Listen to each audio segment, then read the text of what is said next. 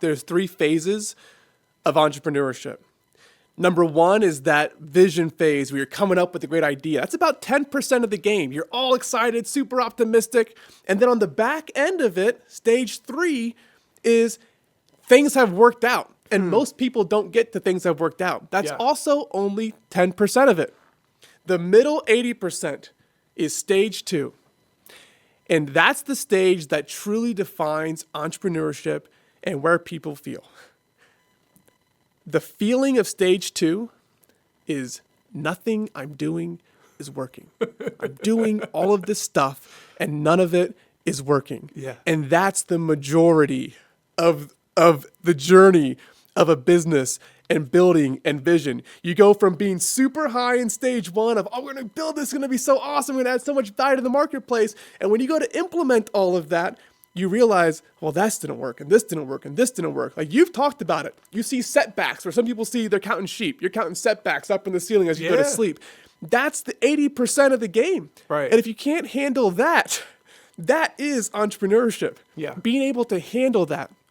And I tell you this, man, like right now, I am in the throes of it. And it feels like with 6 different businesses, I've got one business that's over here and that it's made it and things are going great and it's phenomenal and you live in that 10%. I've got a couple businesses that are in that, this is going to be so awesome, it's phenomenal. Then I've got a few businesses that I feel like right now, man, nothing I'm doing is working. Yeah. I'm putting all the effort in to try to figure this out and this isn't working and that isn't working. And here's the funny thing about it. People will judge you based on the one success that you have and say, this guy's a phenomenal entrepreneur. Like, look what he built. Yeah. And I'm like, hey, that 10% you're looking at right there has nothing to do with all the rest of this that I'm trying to figure out. Yeah. And you've seen that curve that they show of entrepreneurship where it's like, you know, the pit of despair is down here and then it actually rises up at the end. And the people are like, this is going to be so awesome. It's phenomenal. Having lived that journey, there is no lower low than that pit of despair. And when you're doing it not with one business, but you're doing that with 3 different businesses, it hits your self-esteem in ways that no one around you who has not gone that journey can understand. Like, do you know what I'm talking about when I say, like, nothing I'm doing is working right now? Like, you felt that. Like, talk to me about that feeling, because that's entrepreneurship. Yeah, and we're built differently, right? Because you chose to go back and do this times 5, 6. And we've had all kinds of businesses over the years, right? Some have worked out, others haven't. You're absolutely right. You could bankrupt those other 5 companies you're working on and people would still look at you the same for the one that's actually really made it, right? And so, like, we're in this phase now with our one company, right? Where things are really clicking, right? Things are working well. We have this vision for the future and like all of that is coming together.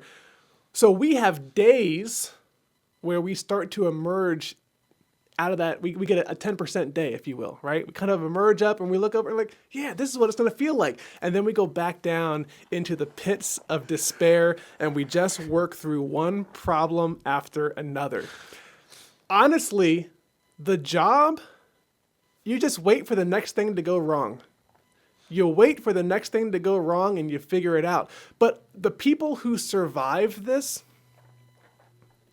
2 things.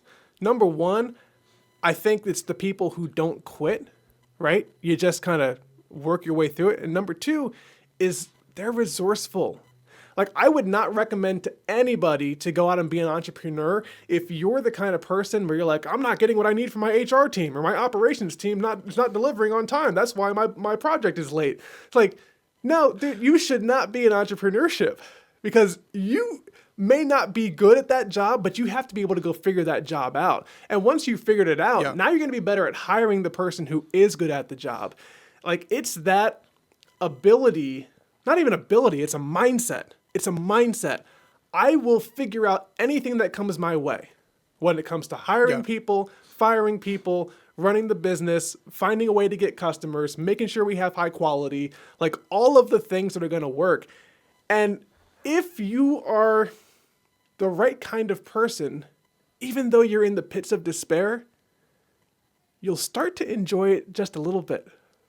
Just a little bit of you will start to have fun. And like, yeah, what's the next thing going to be? Let me just go ahead and dig. I'm going to embrace that moment and just kind of dig into it.